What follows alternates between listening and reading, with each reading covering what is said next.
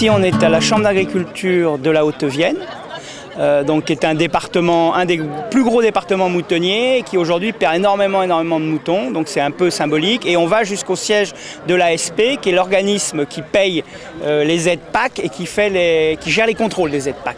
Notre action, c'est d'agir auprès des paysans, là-bas dans les pays du Sud, en voie de développement, pour leur aider à un développement durable. Mais la première des choses, c'est d'agir aussi ici.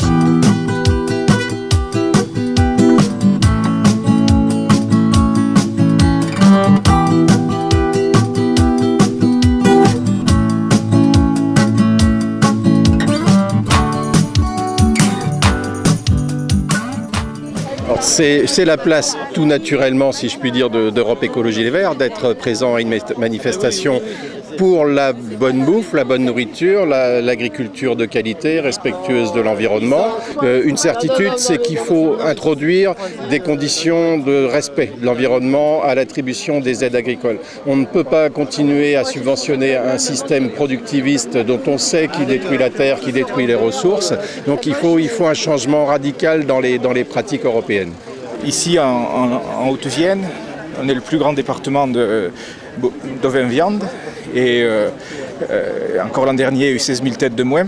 Les troupeaux bovins étaient souvent des troupeaux mixtes ovins-bovins et pour ne pas être pénalisés sur les bovins, les gars ils arrêtent les brebis. Du coup c'est ce qui explique cette chute et malgré quelques gros qui s'installent avec 1000 têtes, ça n'arrive pas à compenser cette perte des petits exploitants. Les vrais professionnels, comme ils disent, ne suffisent pas à remplacer les paysans de tout temps.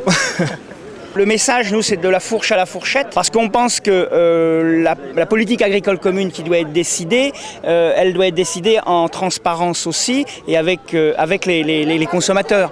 Je veux dire, on ne peut pas, par exemple, dans le cadre de la conditionnalité, poser des conditions d'aide qui sont financées par l'argent public sans que forcément que le consommateur en ait conscience et sans que ça lui apporte quelque chose qui est le cas aujourd'hui. Donc on a besoin de cet échange.